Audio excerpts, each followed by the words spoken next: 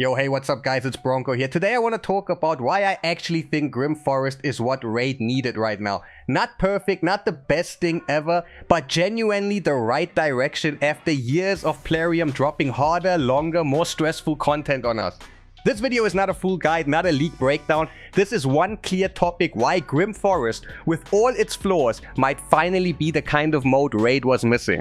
Alright, here's what we're gonna do in this video. First, I'll explain why the difficulty level of Grim Forest is actually a good thing and kind of refreshing for once. Second, we'll talk about team building freedom finally being allowed to use our best champions instead of weird forced picks. Third, I'll go into the map discovery and changing layout and why that makes the mode way more interesting long term. Fourth, we'll talk about auto versus manual and how Grim Forest secretly solves a problem Plarium themselves asked about. Then we'll finish with the random champion selection and reward structure, what I like, what I don't like, and why I still think this is a net positive for the game. Alright, let's get into it. First point, Grim Forest not being insanely hard is actually a win. For the last few years, almost every big update in Raid has basically been, here's a new mode, it's harder than the last one, it takes longer than the last one, and if you don't have 30 meta legendary champions and 4 hours a day, good luck. Faction Wars? Hard. Time consuming. Chimera? Hard. Time consuming. Cursed City? Waves, rotations, key limits, you know the deal. Don't get me wrong, I love hard content. I love testing stuff on the bleeding edge. But if every new mode is trying to be harder and more punishing than the last, the game turns into homework.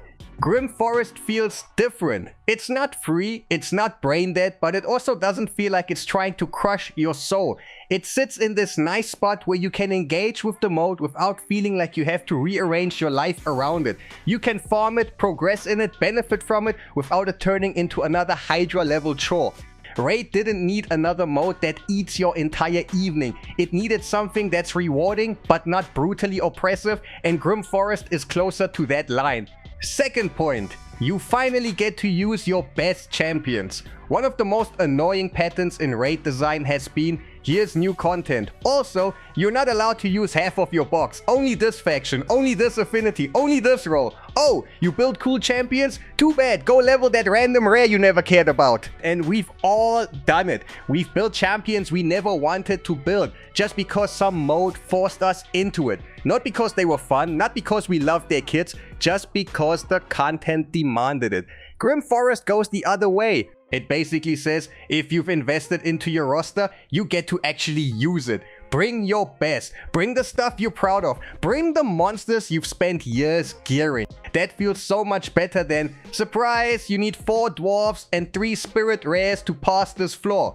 Now, is there still some random champion selection happening? Yeah, we'll talk about that later. But the core idea of Grim Forest is, this is a mode where your big roster actually matters, not just your weird niche picks. For veteran players, that's a big deal. It means all that time you've spent building your account finally pays off in a mode that doesn't arbitrarily lock your toys away. Third point, the discovery and the rotating map actually make it interesting. Most modes in Raid are completely solved on day one. You walk into a dungeon, you see the boss, you figure out the mechanic, and from that point on, it's the same fight forever, and is stage 20 is stage 20. Nothing changes.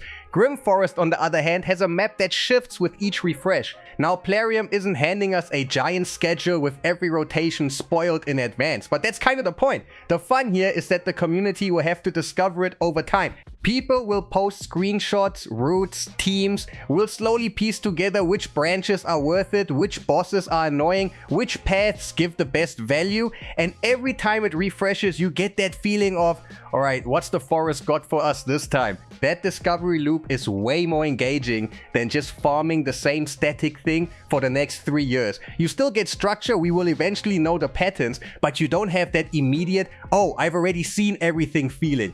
For a live service game that we've been playing for years, that's important. Fourth point, auto versus manual. Grim Forest is basically an answer to the survey. Plarium did a survey asking players whether they prefer auto or manual fights. Let's be real, most people said, give us more stuff we can auto. We don't want to micromanage every single run of every single mode, and Grim Forest quietly leans into that.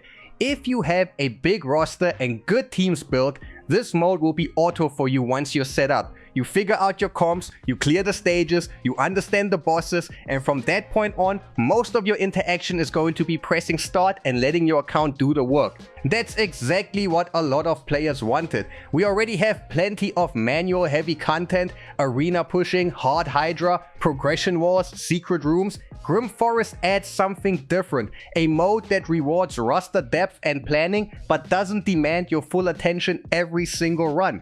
It's almost like Plarium heard, please stop making everything an intense manual grind, and Grim Forest is them saying, alright, here's something you can largely automate once you've done your homework. Now let's talk about the weird part.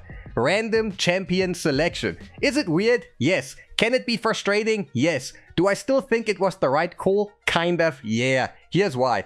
If Grim Forest just let you pick the same perfect team for every single stage and you could always bring your 5 favorite champions untouched, the mode would get boring very fast. You'd find your best comp, you'd use it on every boss, every node, every rotation, and for the next years we farm this mode, nothing would ever change for you. Random champion selection, even if it's only partial, forces variety. It pushes you to use more of your box, to adapt, to build more than one team that can handle content.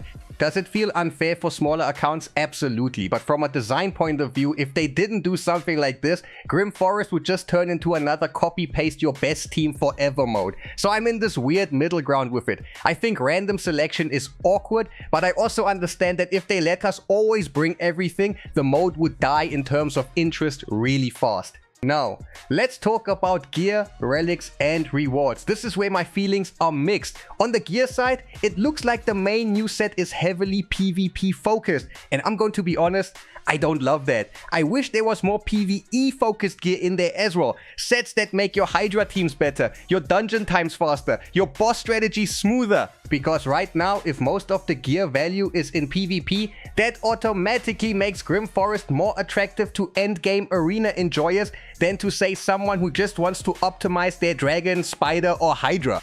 The good news is there are relics with PvE value. So even if the gear leans more toward arena, you still get something you can use in PvE, ways to boost your damage, your consistency, your control in long fights.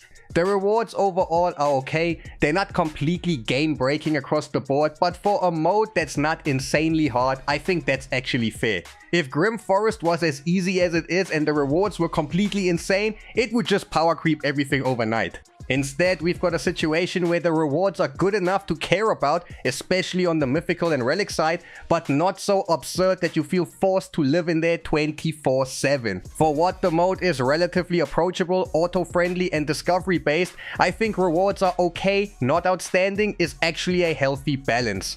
So why do I think Grim Forest is what we needed?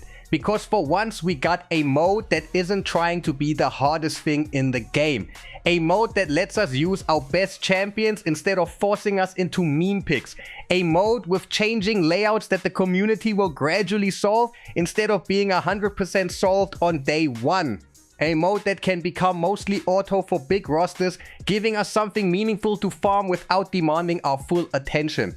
And a reward structure that's decent for the effort required, with some PvP heavy gear but also PvE relevant relics to chase. Is it perfect? No. I still don't love that the main gear is so PvP focused. I still think the random champion selection is gonna feel awful for a lot of smaller accounts. And like always, a lot will depend on numbers and tuning.